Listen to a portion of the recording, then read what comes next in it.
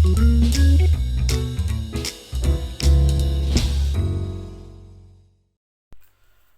لله والصلاة والسلام على رسوله الكريم أما بعد. عن شداد بن أوس رضي الله تعالى عنه قال قال رسول الله صلى الله عليه وسلم سيد الاستغفار أن تقول اللهم أنت ربي لا إله إلا أنت خلقتني وأنا عبدك وأنا على عهدك ووعدك ما استطعت أعوذ بك من شر ما صنعت أبوء لك بنعمتك علي وأبوء بذنبي فاغفر لي فإنه لا يغفر الذنوب إلا أنت. رواہ البخاری. معزز سامعین، حمد و ثنا کے بعد بخاری کی ایک روایت کریمہ ہم نے آپ کے سامنے پڑھی ہے، جس کے راوی صحابہ رسول شداد بن اوس رضی اللہ تعالی عنہ ہیں. جیسا کہ پچھلے ویڈیو میں ہم نے آپ کے سامنے سید الاستغفار کے جو راوی ہیں شداد بن اوس صحابہ رسول کا تعارف پیش کیا، اور اس حدیث اور اس دعا کا ترجمہ بھی ہم نے آپ کے سامنے پیش کیا. اسی ضمن میں اس ویڈیو کا یا اس ٹاپک کا دوسرا پارٹ ہم آپ کے سامنے لے کر حاضر ہوئے ہیں.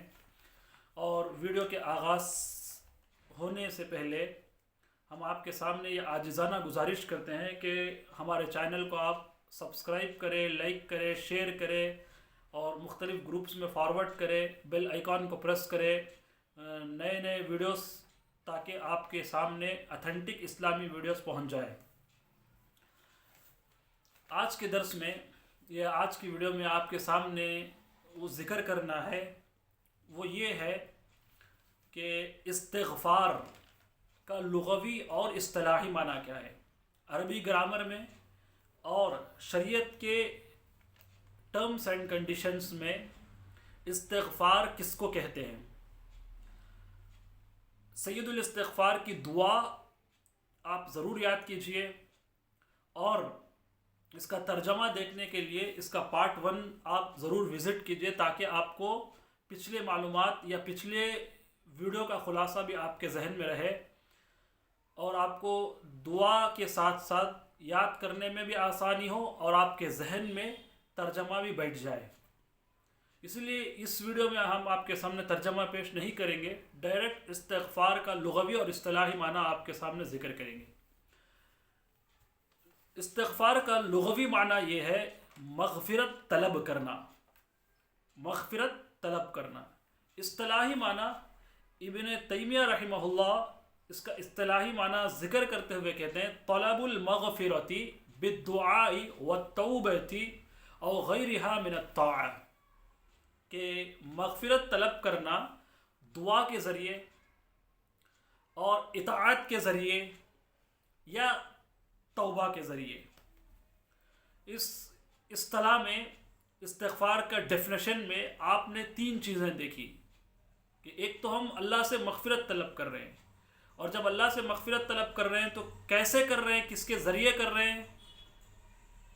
ہم کر رہے ہیں استغفار دعا کے ذریعے، یعنی جب ہم دعا کرتے ہیں تو دعاؤں کے اندر ایسی دعاؤں کا انتخاب ہم کرتے ہیں جس کے اندر یہ معنی پایا جاتا ہے کہ ہم اپنے اللہ سے اپنے گناہوں کی بخشش طلب کر رہے ہیں.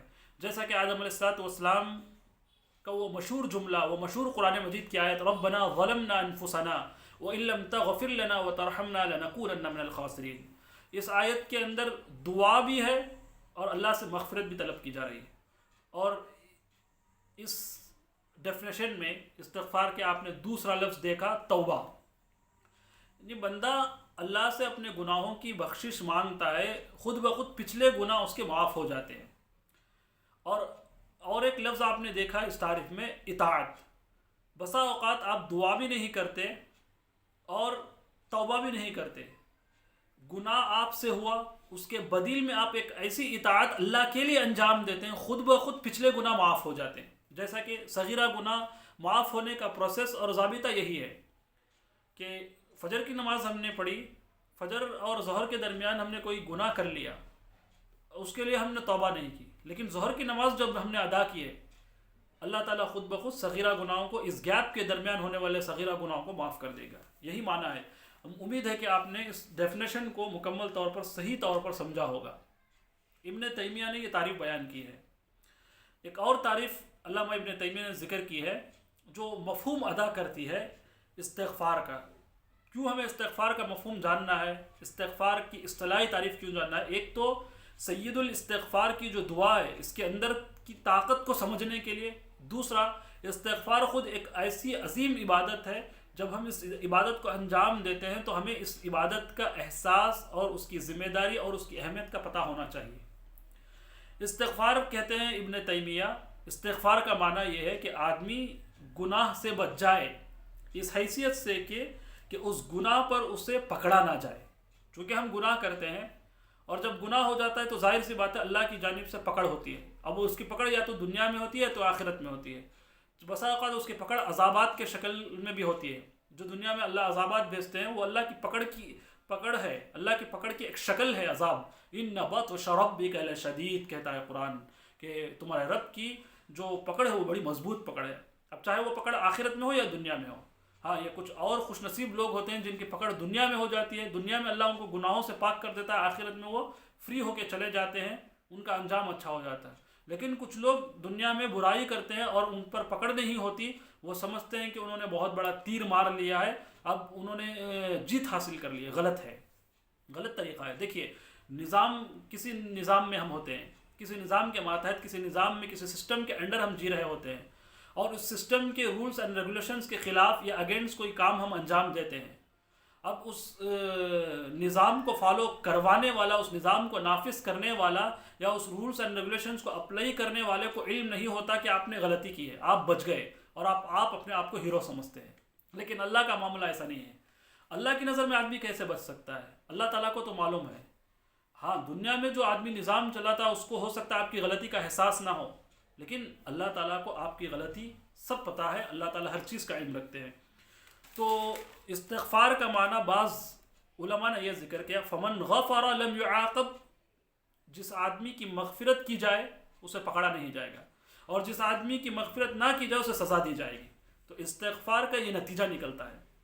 اگر وہ استغفار ہمارا قبول ہو گیا تو ہمیں پکڑا نہیں جائے گا، اور استغفار کے اندر خلل ہے، توبہ کے اندر خلل ہے، ہمیں ضرور پکڑا جائے گا.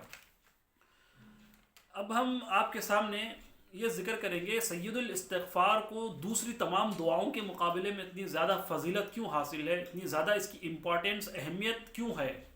چونکہ دعا کے کوئی بھی الفاظ استعمال ہم کر سکتے ہیں. استغفر اللہ بھی ہم کہہ سکتے ہیں، اللہ میں تجھ سے معافی طلب کر رہا ہوں. لیکن کیونکہ قرآن بھی کہتا ہے وَاسْتَغْفِرِ اللَّهِ، نبی کریم صلی اللہ علیہ وسلم آپ اللہ سے استغفار کیجئے، اللہ سے معافی مانگیے، اللہ سے بخشش طلب کیجئے، یقیناً اللہ تعالیٰ بخشنے والا، رحم کرنے والا ہے.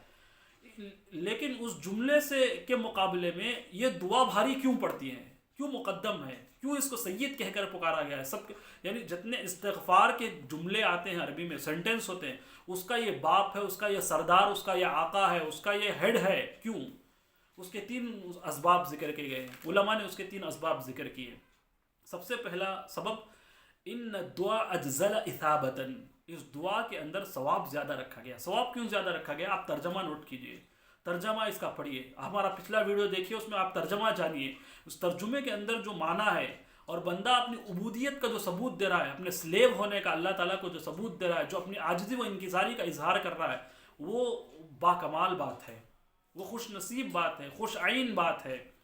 دوسرا، انہ اعجل اجابتاً، جب بندہ استغفار کرتا ان صیغوں کے ذریعے، ان جملوں کے ذریعے، اس دعا کے ذریعے، تو عین ممکن ہے کہ بہت جلد اس کی دعا قبول کی جائے.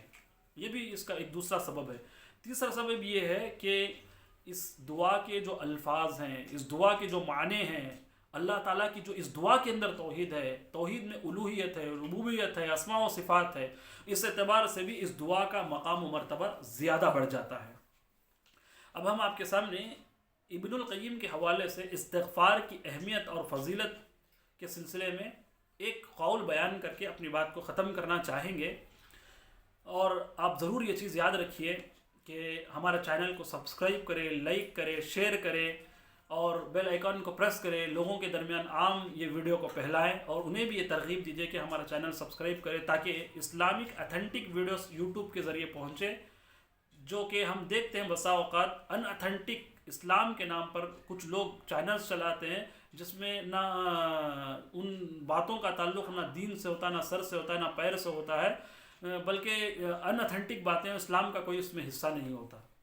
ابن القیم کہتے ہیں استغفار کی فضیلت کے بارے میں، انه اذا استقر فی نفس الانسان، جب انسان کے دل میں یہ جگہ بنا لے، استقرار ہو جائے، جڑ پکڑ لے استغفار، الاعتراف بنعم اللہ، کہ اللہ تعالیٰ کا نعمتوں کا اعتراف کرنا، وہ بارتکابہ الذنوب، اور اس بات کا وہ بندہ اعتراف کر لے کہ وہ اپنے گناہوں کا اعتراف کر رہا ہے، یہ عبودیت کا اعلیٰ طریقہ ہے، اور آفات، مصیبت، پریشانیوں سے بچنے کا سب سے بہترین سالڈ طریقہ ہے، سب سے بہترین سلوشن ہے۔ آخر میں اللہ تعالیٰ سے دعا کرتے ہیں اللہ تعالیٰ ہم سے جو گناہ ہوئے ہیں اللہ تعالیٰ انہیں معاف فرمائے، آمین۔ آپ ہمارے چینل کو سبسکرائب کریں، لائک کریں، شیئر کریں اور بیل آئیکن کو پریس کریں، آمین۔ وآخر دعوانا ان الحمد للہ رب العالمین۔